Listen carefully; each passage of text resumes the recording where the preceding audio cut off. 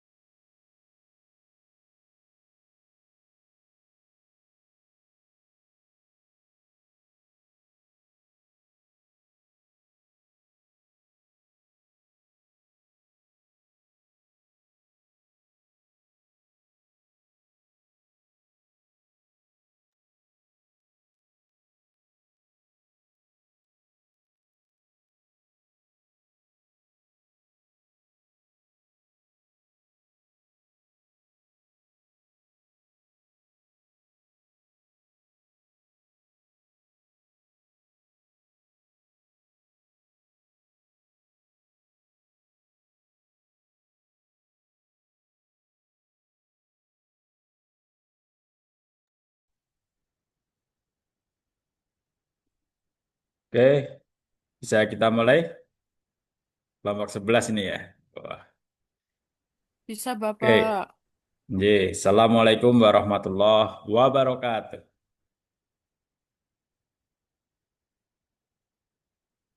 Waalaikumsalam warahmatullahi Iwa wabarakatuh. wabarakatuh. Ikan hiu melayang-layang. Persentanya sudah ya sayang. Oh belum persentasenya ya.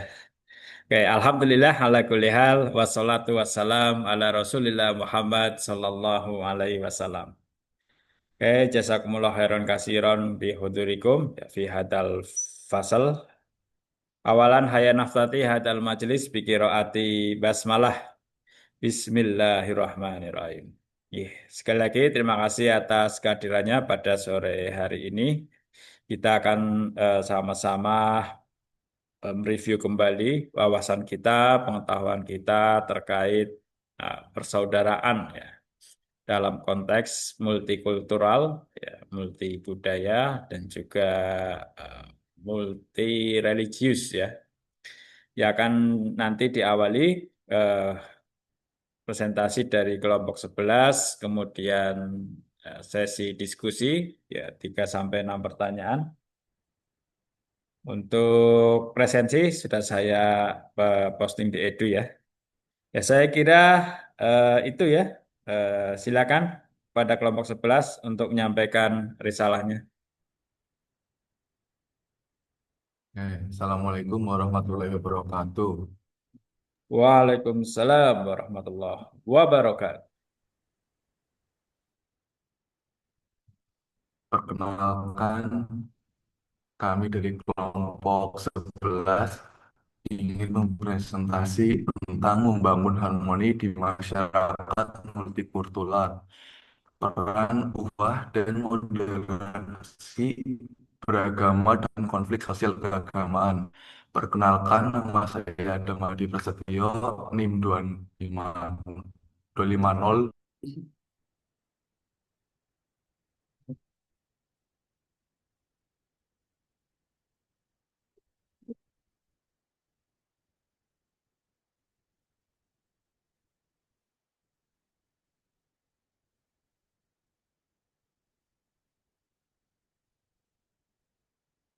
Perkenalkan, saya Amelia Supriyani dengan nomor 025001. Nah, Maaf, apa dari yang lain suara putus-putus nggak ya? Kenalkan, nama saya Atau signal saya nih?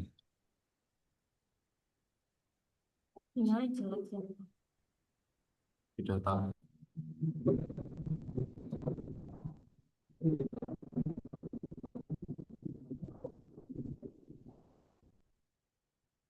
perkenalkan saya Kava Motekin Albana dan NIM 22055.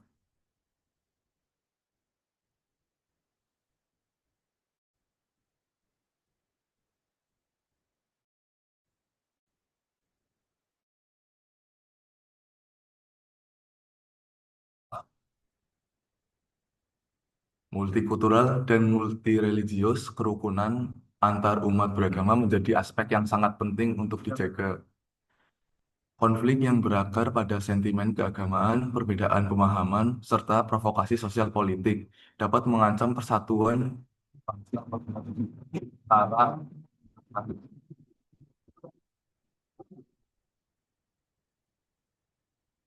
Apa itu uhuah? Uhuah menurut bahasa tercetak dari masdarnya, yakni uhuatun, yang berasal dari kata ahun yang berarti berserikat dengan yang lain. Karena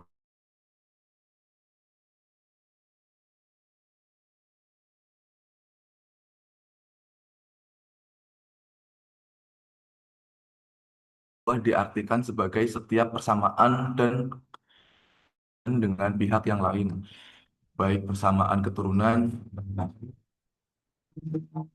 bapak atau kedua, maupun keturunan dari persusuan.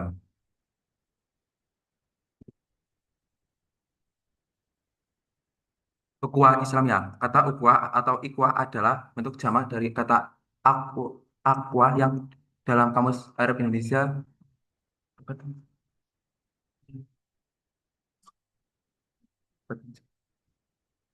Diterjemahkan dengan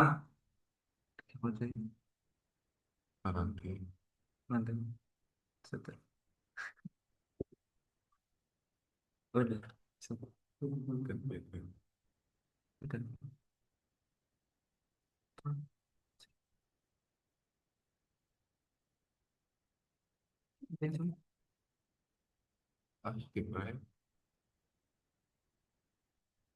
Sedangkan kata Islamiyah adalah berapa dari kata Islam. Menurut Mahmud Yunus Kamus Arab Indonesia.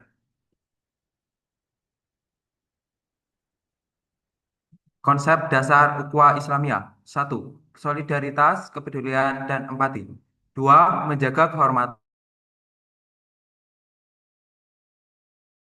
dan keragaman umat. Ukhuwah Wataniyah. Ukhuwah Wataniyah adalah adalah adalah konsep tanah air, identitas kebangsaan, komitmen sejarah, serta tanggung jawab kolektif sebagai warga negara. Ikatan ini tidak dibatasi oleh perbedaan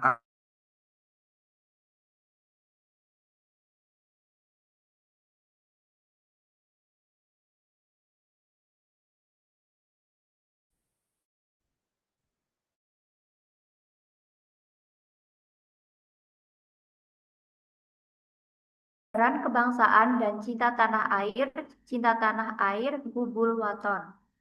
Dalam Islam merupakan bagian dari iman menurut banyak ulama.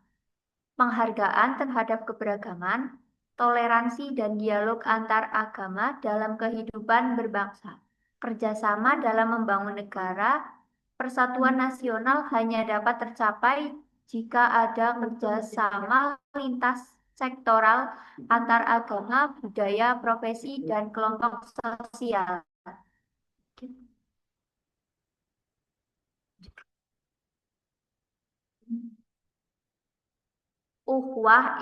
Insaniyah adalah persaudaraan universal antar seluruh manusia tanpa memandang agama, warna kulit, etnis, budaya, kebangsaan, maupun status sosial. Konsep dasar kesetaraan derajat manusia, prinsip keadilan dan humanitas, solidaritas dan kepedulian universal. Baik, materi selanjutnya itu pentingnya menjaga ukhuwah dalam masyarakat Indonesia yang multikultural dan multireligius. Yang pertama itu mencegah perpecahan internal umat Islam. Yang kedua, fondasi moderasi beragama. Ukhuwah Islamiyah menumbuhkan sikap tasamuah, toleransi dalam intraagama, dialog dan kerjasama. Yang ketiga, menegaskan kesamaan hak dan martabat manusia. Ukhuwah Insaniyah mengajarkan bahwa semua manusia memiliki derajat yang sama di sisi Allah tanpa melihat latar belakang agama atau etnis. Yang selanjutnya itu bentuk konflik sosial keagamaan yang terjadi di masyarakat serta faktor-faktor penyebab munculnya konflik. Yang pertama itu konflik internal dalam sebuah agama. Sering terjadi akibat perbedaan mazhab, perbedaan metode dakwah, dan pertentangan antar organisasi keagamaan. Kelompok yang berbeda pandangan, serta perebutan otoritas keagamaan. Yang kedua,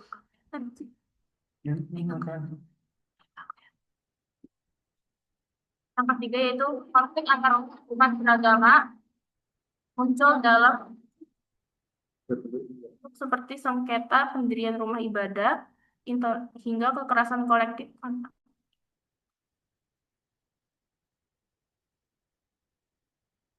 Konflik sering diperparah oleh politik identitas mengeksploitasi agama untuk kepentingan tertentu.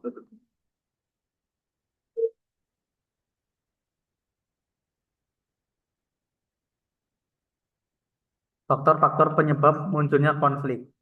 Faktor ekonomi dan kesenjangan sosial pada masyarakat dengan mobilitas ekonomi yang tidak merata, isu agama sering terjadi pembenaran atau alat konflik. Faktor ini berpengaruh baik karena tidak kalah dila sosial maupun insaniyah atau karena hilangnya empati. Faktor psikologi dan sosial, stereotip, prasangka, dan trauma tersulut oleh isu SARA. Faktor ini sering menjadi titik awal kegagalan dalam menjaga ukhuwah insaniyah.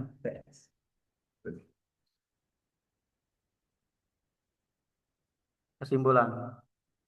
Konsep kerukunan antar umat beragama dalam Islam berdiri atas 3 landasan utama, yaitu ukhuwah Islamiyah, ukhuwah wataniyah, dan ukhuwah insaniyah.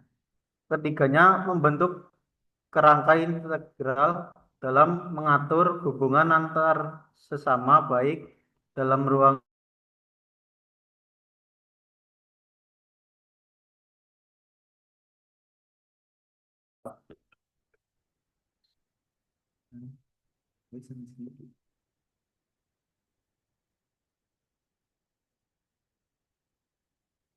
Baik, Bapak, selanjutnya untuk sesi pertanyaan. Mau dibuka berapa sesi, Pak, untuk pertanyaan? Kalau Bapak izin. 3 sampai 6 ya. Oh, sampai 6. Ya. Oh, berarti pertama 3 ya, Pak. C. Oke, baik. Yang pertama, saya pilih siapa? Imam Muhammad Iqbal. Oke, silahkan Mas Imam. Baik, terima kasih.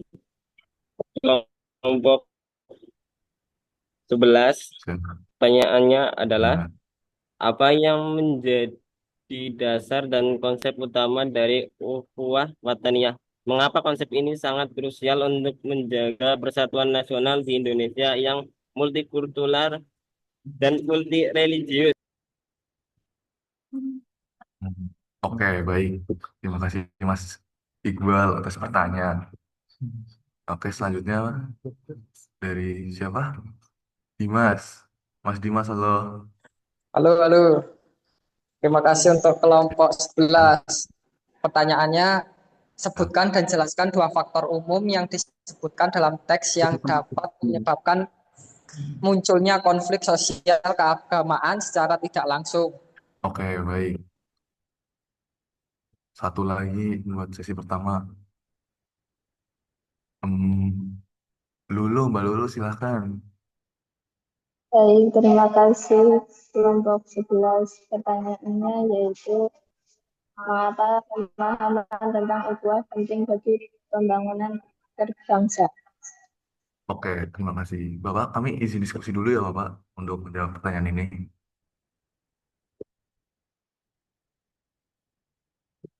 Silakan. Oke, siap baik Bapak.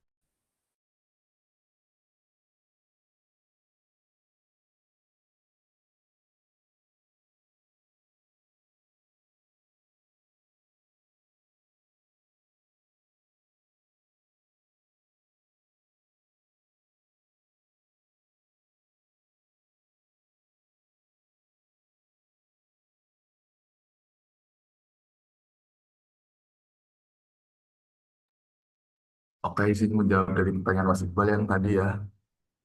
Ini yang apa yang menjadi dasar dan konsep utama dari ukhuwah wataniyah, mengapa konsep ini sangat krusial untuk menjaga persatuan nasional di Indonesia yang multikultural dan multireligius, betul bukan? Mas Iqbal.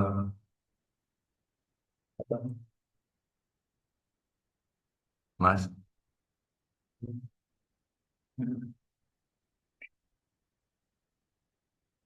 Waduh, beda orangnya nih. Di mana? Iqbal.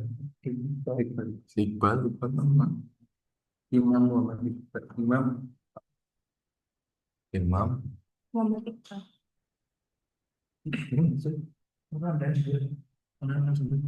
Kami izin jawab ya. Dasar ukhuwah wataniyah, persaudaraan yang dibangun berdasarkan kesamaan tanah air, identitas kebangsaan, komitmen sejarah, serta tanggung jawab kolektif sebagai warga negara. Dua konsep utama, kesadaran kebangsaan dan cinta tanah air, Hubul Waton, serta penghargaan terhadap keberagaman, toleransi, dan dialog antar agama. Kekrusialan. Konsep ini krusial karena ia menciptakan ikatan yang melampaui sekat-sekat agama, suku, etnis, memastikan bahwa persatuan nasional dapat terjalin kerja sama lintas sektoral antar seluruh warga negara. Selanjutnya,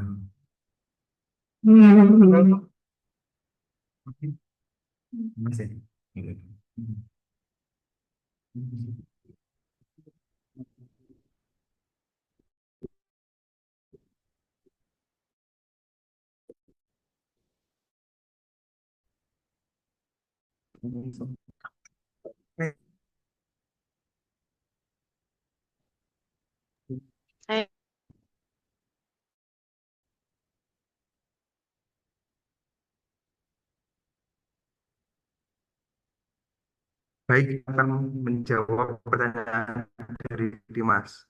Oke. Dua faktor umum penyebab munculnya keagamaan adalah faktor ekonomi dan kesenjangan sosial, yaitu isu agama sering dijadikan pembenaran atau alat konflik pada masyarakat dengan mobilitas ekonomi yang tidak merata. Faktor ini berpengaruh pada melemahnya ukhuwah wataniyah karena ketidakadilan sosial maupun ukhuwah insaniyah karena hilangnya empati. Faktor psikologi dan sosial. Stereotip, prasangka, dan trauma masa lalu membuat kelompok masyarakat mudah tersulut oleh isu sara. Faktor ini sering menjadi titik awal kegagalan dalam menjaga kekuatan. Gimana, Mas? Terima kasih kelompok 11. Jawabannya sangat Masih.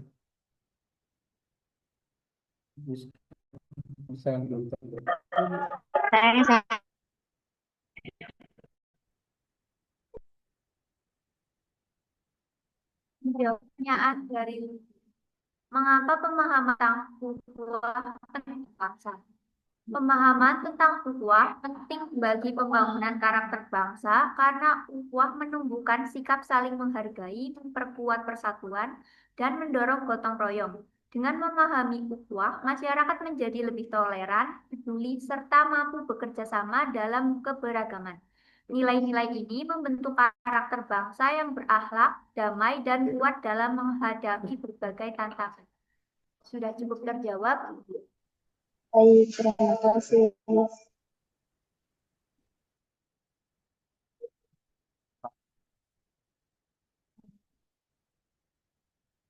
Selanjutnya untuk sesi pertanyaan kedua. Oke, kami pilih siapa? Awali. Awali, silahkan Awalia. Halo, Awali. Oke, baik. Pertanyaannya, bagaimana peran ukhuwah dalam membangun harmoni di masyarakat yang multikultural? Sudah? Itu aja. Oke, terima Terima kasih. kasih, kelompok 11.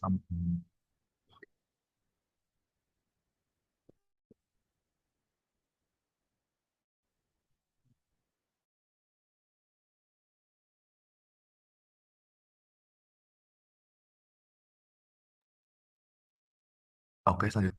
Baik, terima kasih atas kesempatannya.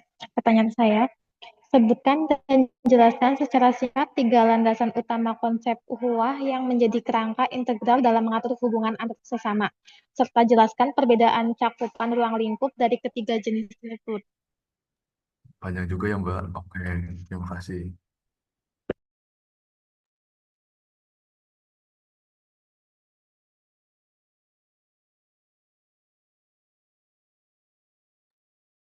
Oke, selanjutnya satu lagi terakhir ya.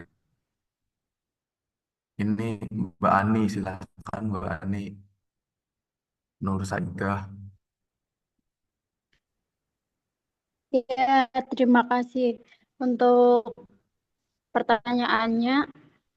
Mengapa moderasi beragama penting dalam mencegah konflik sosial keagamaan? Bapak izin diskusi dulu. Ye, silakan.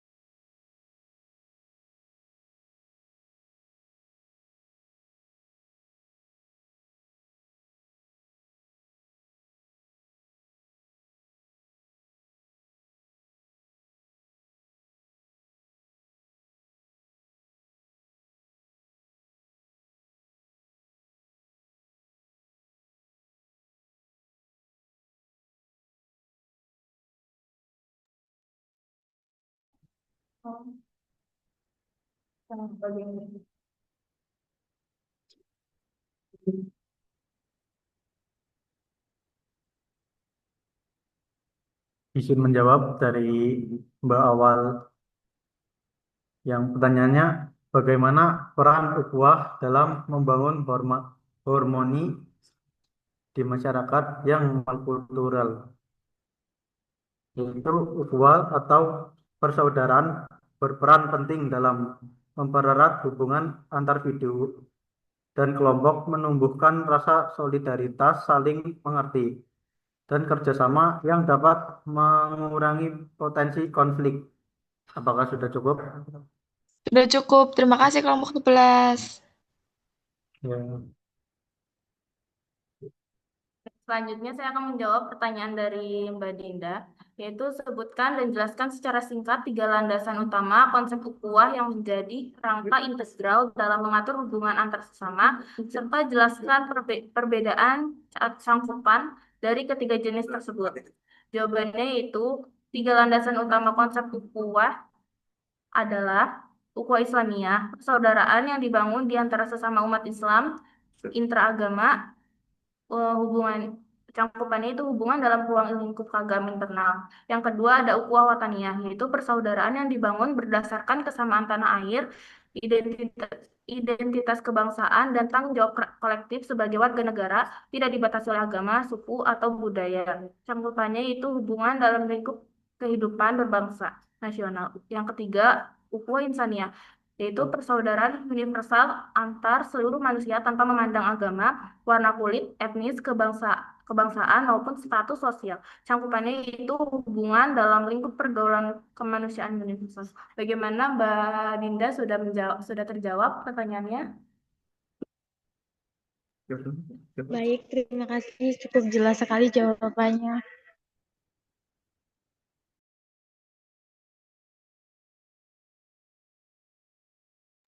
Izin saya akan menjawab pertanyaan dari Mbak Ani. Mengapa moderasi beragama penting dalam mencegah konflik sosial keagamaan? Jawabannya adalah moderasi beragama mengajarkan sikap beragama yang tidak berlebihan, menghargai perbedaan, dan menolak kekerasan atas nama agama. Dengan moderasi, masyarakat dapat melihat perbedaan sebagai hal yang wajar, tidak mudah terprovokasi isu sara, serta mampu mengutamakan dialog ketika terjadi kesalahpahaman. Sikap moderat ini menjadi filter untuk mencegah radikalisme dan intolerisme. Gimana jawabannya? Sudah puas? Belum? Sudah, terima kasih.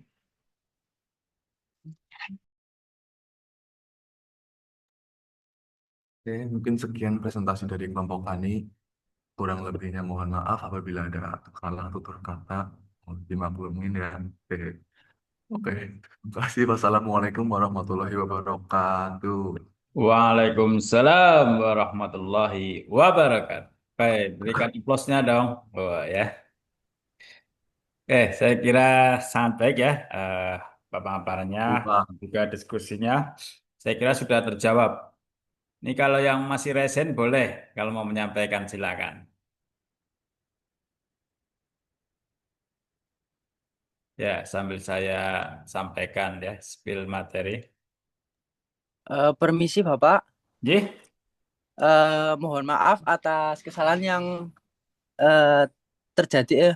Seharusnya yang mengisi permateri ini kan harusnya Pak Helmi, tapi terjadi kesalahan jadi Bapak Adi. Mohon maaf nggih Pak.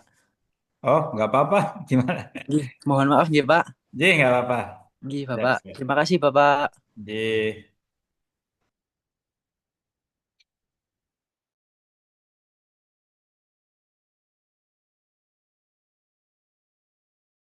Saya kok mute. Sebentar. Ya,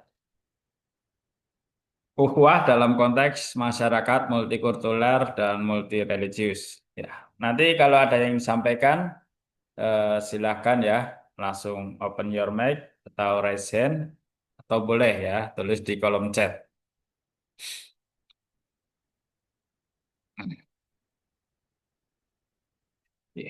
Ukhuwah dalam konteks masyarakat multikultural dan multireligius.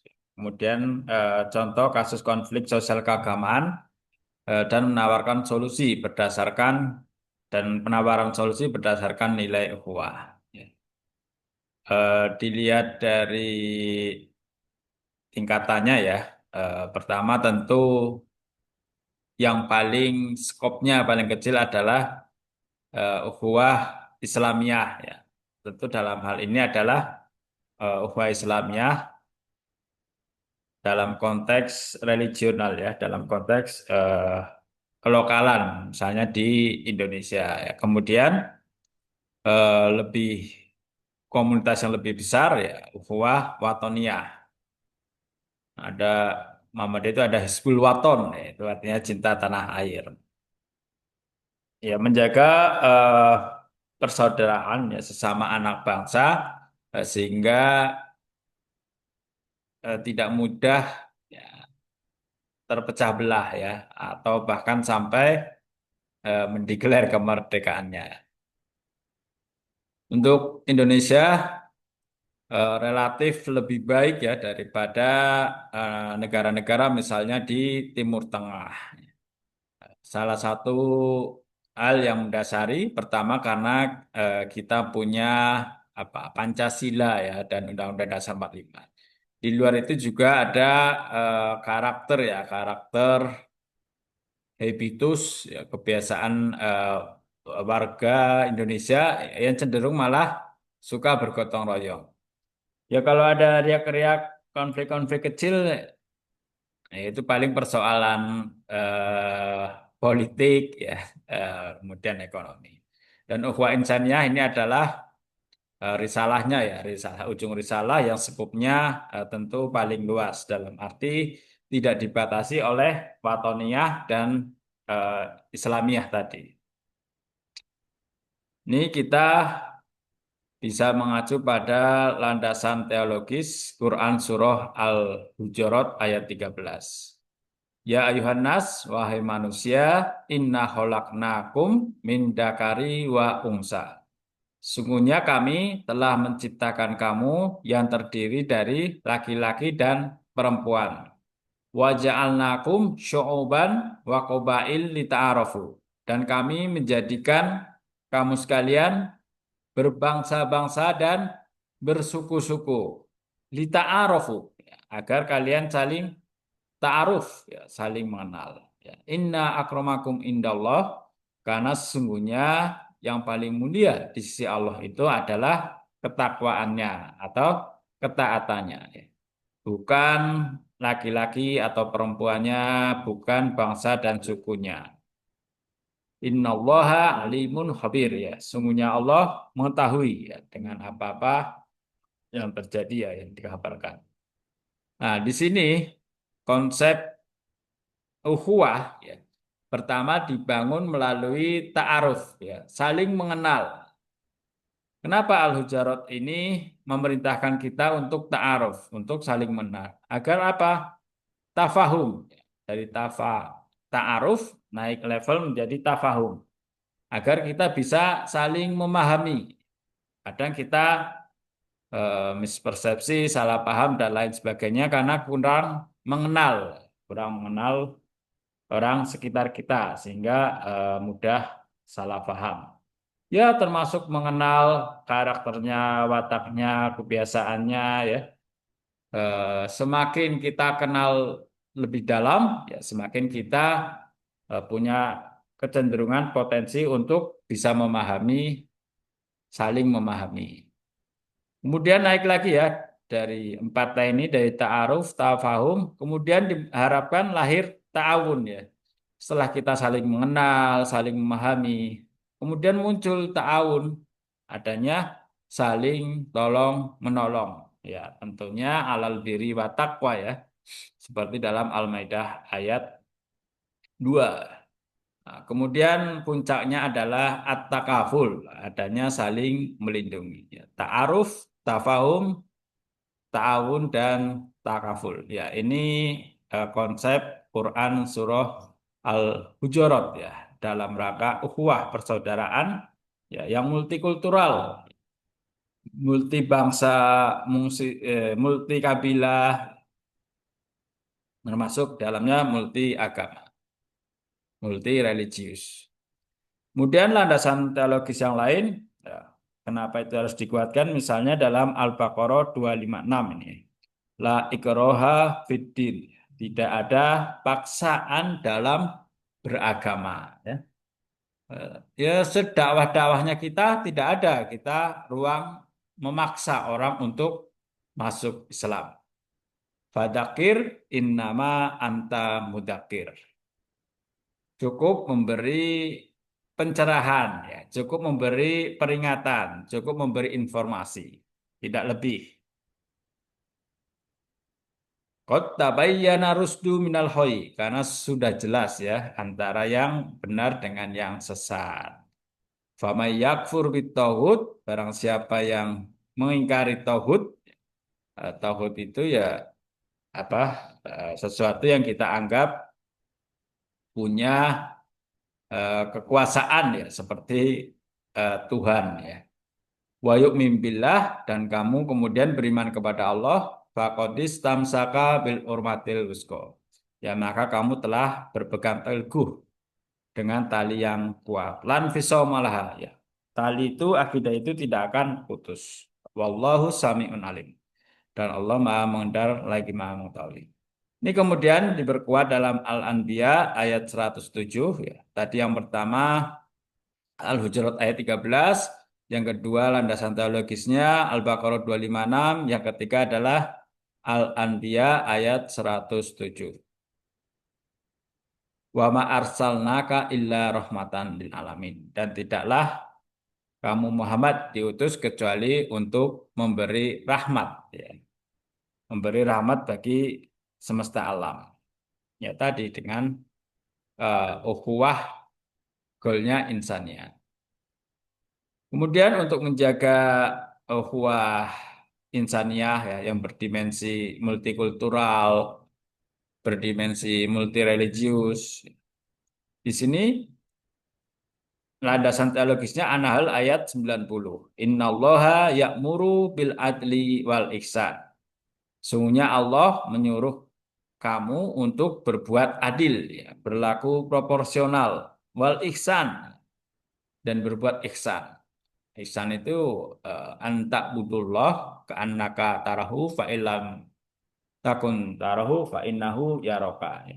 Ihsan itu kamu seolah-olah melihat Allah ketika sholat itu. Tapi jika Allah tidak melihatmu, maka sesungguhnya Allah lah yang melihat kita. Wa itaidil kurba, dan membantu kerabat ya, memberi kerabat. Wa yanha 'anil fahsya'i wal munkar, dan mencegah dari terjadinya perbuatan keji dan mungkar. Wal bahyi ya'idukum la'allakum tahtadun. Ya ayat ini hampir selalu dibacakan oleh khotib Jumat ya di akhir khutbahnya. Ini dulu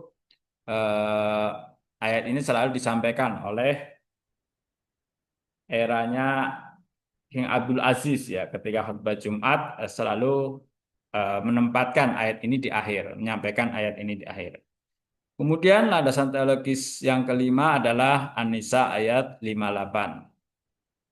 Ya, innallaha ya'murukum an tu'adul amanati ila ahliya. Allah itu menyuruh kamu menyampaikan amanat kepada yang berhak. Nah, ini kuncinya. Wa idza ahkamtum bainan nas, dan apabila kamu menjadi hakim di antara manusia, antahkumu bil adli, agar kamu menghakimi dengan adil ya. Tidak boleh bias religi, ya, bias kultural. Innallaha ni'ma ya'idukum bih innallaha kana sami'an basir. Kuncinya di sini ya. Wa idza hakamtum bainan nas antahkumul bil adli. Ya. Kemudian landasan teologis yang lain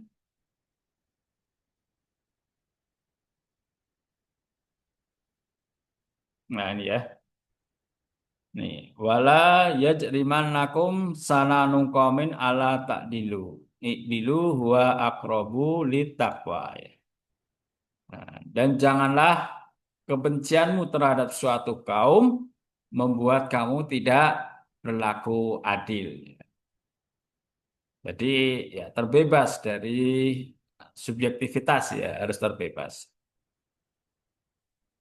Ini kalau ini eh, penguat persaudaraan lain yaitu hadis Bukhari dan Muslim ya, la yu'minu ahadukum hatta yuhibbu li aihi ma yuhibbu li nafsi. Tidak beriman salah seorang di antara kamu sampai kamu mencintai saudaramu seperti kamu mencintai diri sendiri. Di sini secara tekstual tidak diceritakan apa bahwa harus sesama muslim ya mencintainya, tidak, tapi ukhuwah insannya.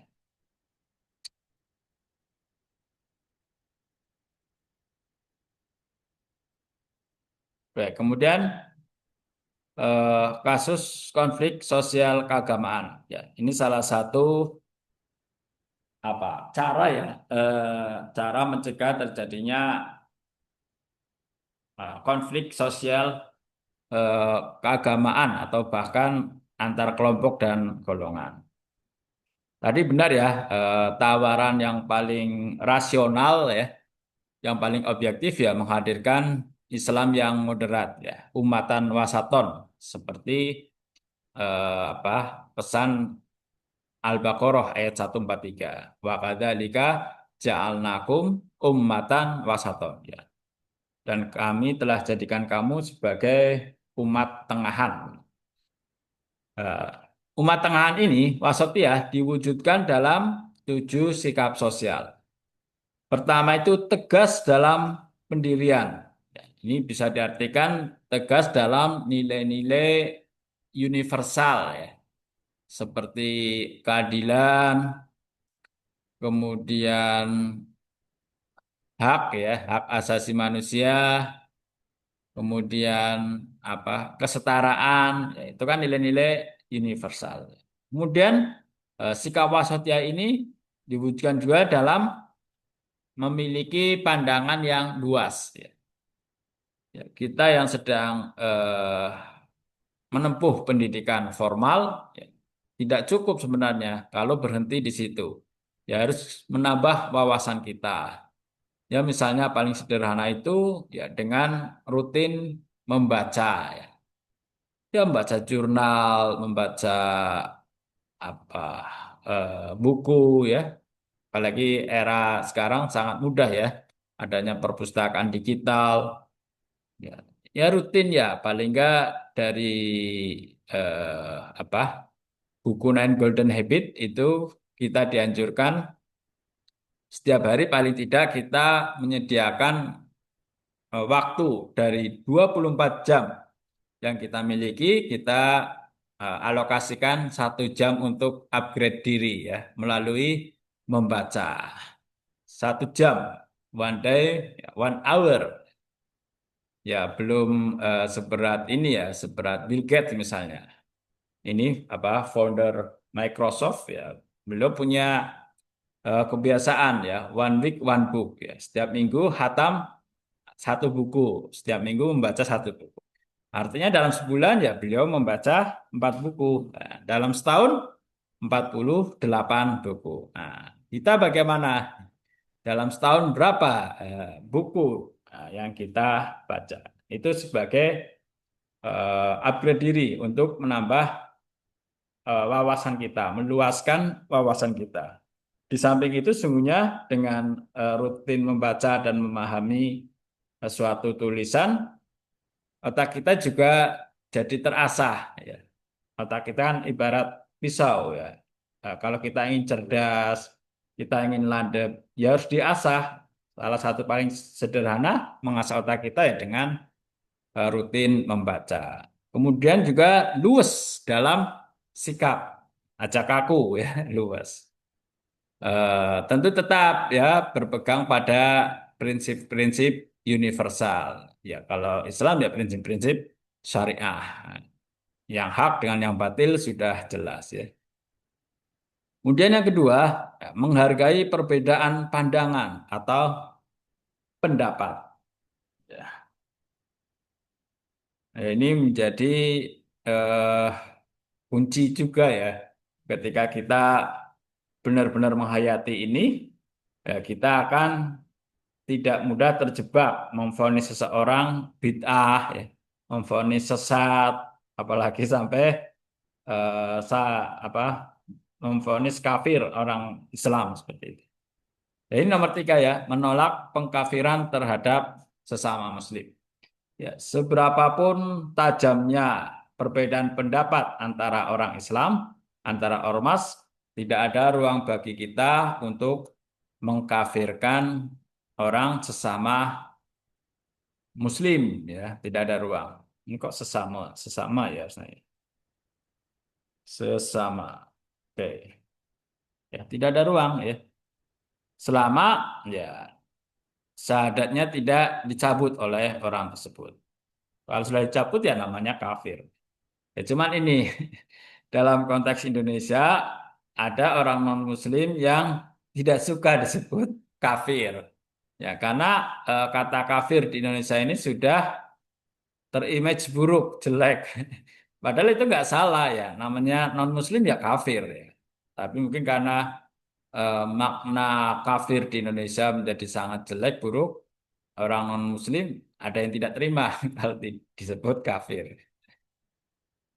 Ya, mungkin beda apa ya, beda memahami ya dalam bahasa Arab dan dalam bahasa Indonesia.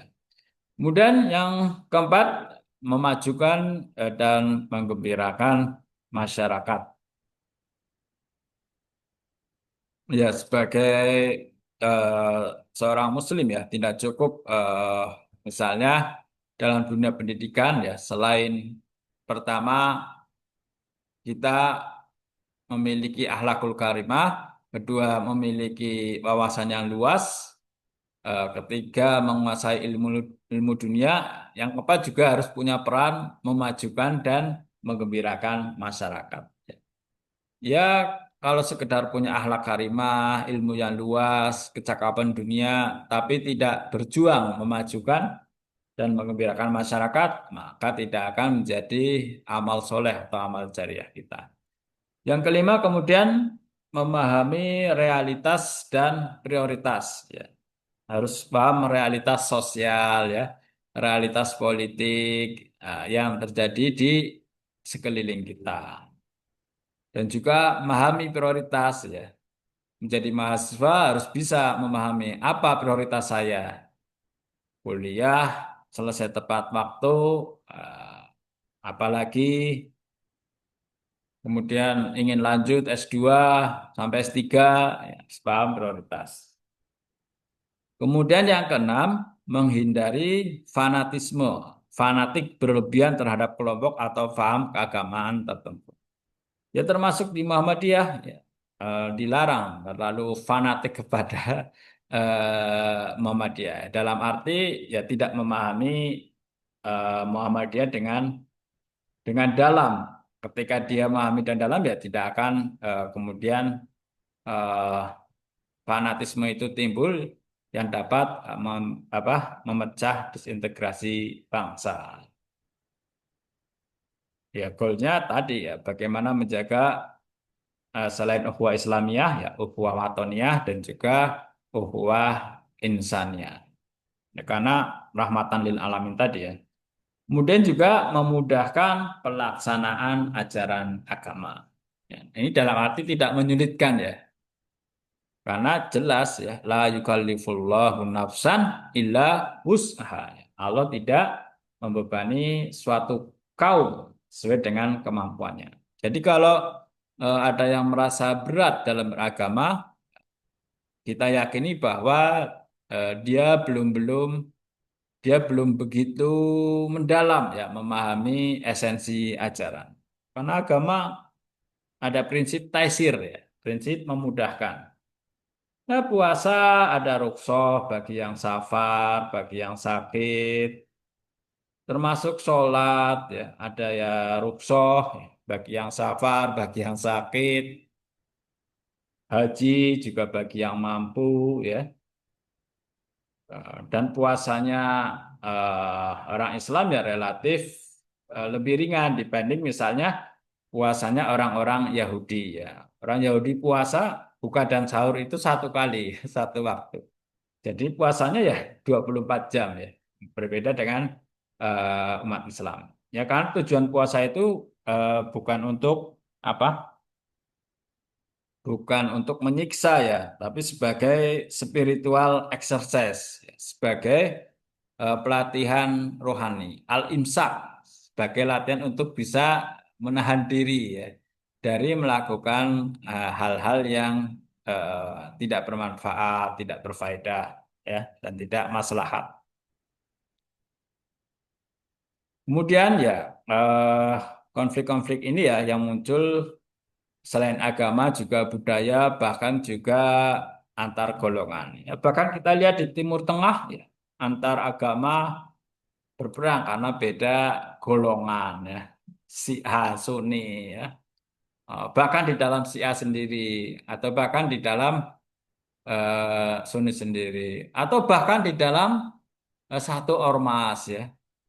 Ini termasuk sekarang yang sedang hangat Nahdlatul Ulama ya dalam satu ormas ya ada konflik ya ini ya ada konflik saling memecat ya. Ketumnya dipecat oleh atasnya, ketumnya kemudian memecat sekjennya. Ini adalah contoh bahwa di Muhammadiyah eh, ada tapi masih dalam level riak-riak kecil gitu ya. Paling ya level ranting cabang di tingkat pusat ya alhamdulillah bisa relatif terkendali ya.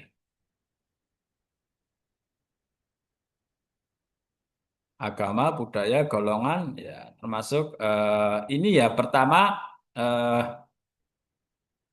ini saya kurang solusi ya. Jadi ini apa solusi yang kemudian ditempuh ya kemudian ditempuh agar konflik-konflik tadi apa bisa teratasi. Yang pertama tentu dengan kekeluargaan. Ya kita berharap misalnya konflik yang sekarang sedang terjadi di saudara kita Nahdien ya bisa ditempuh lah dengan kekeluargaan ya bisa selesai. Kemudian ya jika itu tidak memungkinkan ya di sini ya jika secara kekeluargaan tidak selesai ya kemudian turun ya mencari keadilan ya. Ini ya lewat lembaga keadilan yang sah itu ya. Mana yang nanti akan diputuskan oleh pemerintah. Nih ya tetap pertama adalah kekeluargaan, yang kedua ya jika tidak selesai ya dengan mencari keadilan ya. Mediasi ya, mediasi di antara pihak-pihak yang sekarang sedang berkonflik.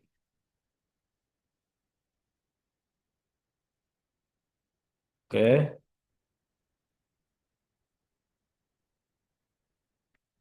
Wah, ternyata sudah selesai ya.